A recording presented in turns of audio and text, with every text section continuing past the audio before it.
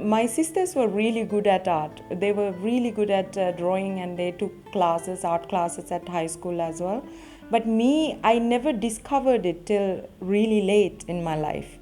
So actually, no, I did not have huge experience or any particular incident that I can say, okay, this is where I started drawing. No. Drawing came to me through photography, through human face, wanting more, want to capture more than a single second of a human face and emotions.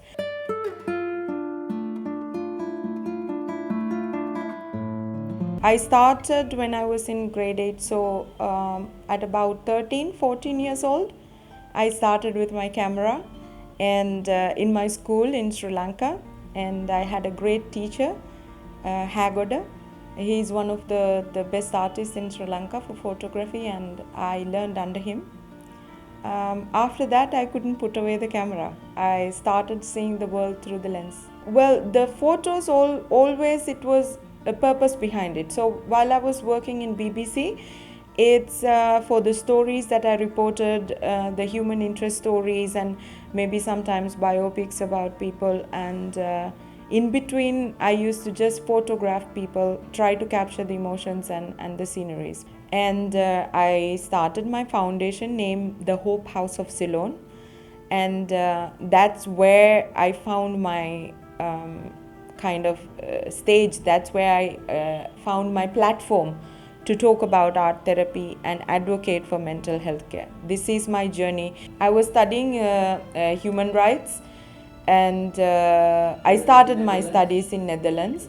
That's when I wrote the first proposal and pitched to a few of my friends and my professors, and they were really excited about the idea. And then I was able to make it happen within nearly 1.5 years, 2 years. We had the launch of my foundation in Sri Lanka with a solo exhibition. I worked with bomb attack survivors, East Day bombings in Sri Lanka, nearly 3 months, and I did a series of portraits.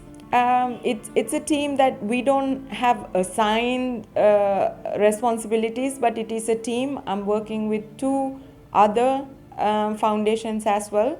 So one of the foundations called Vibavi, Wafa, they facilitated me, they helped me to spread the idea and talk about it and build up a discussion there and launch the project especially. And now I am in contact with the Ceylon Youth Movement. It is another young people's organization that I'm working with. So like that, with few groups, I'm working about my projects. And in Maastricht, I found a group of people to work with me as well. So I'm slowly developing the project, and we have designed an art therapy center to build in Europe and then bring that idea, use it as a model, and then bring it to Sri Lanka and hopefully one day South Asia. Tharo women. And I visited their Jitiya festival, and I got to know about their culture and everything, and I have this passion to find out their livelihood, what is happening and what can make their life elevated, what can make them speak their mind, what can be done more. And what I saw is that many of them are married in very young age, and it struck me in a way that I think at an age they should be carrying books and going to school. They were carrying the whole responsibility of a family on their shoulders. Their life choices are made for them, and they are not in a state or a place to talk for themselves. I am talking to a few people in Nepal, and I visited Unnati Cultural Center as well. It is in somewhere in between Lumbini and Megauli. I visited it after visiting Chitwan, and I can see there's a lot of facilities there. I can see that there's people who can make it happen. And I'm planning to speak to some of them in this visit and see what it will bring me. But most of the time, 99%, I love the process of sitting with the person that I'm drawing. This is a way of me sharing my life with another person. I love classic artists. I love the work they have done. I love the art history. I read.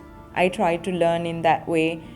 But art for me is an expression. It's a pure expression of emotions. If art was another study that I had to follow, I don't think I will enjoy it this much. I'm glad that I wasn't in that race with art. So for me, art is a gift. And the satisfaction and happiness is extreme. But if anybody wants to experience art, there is no limit. We are born artists, every single one of us. That's my belief.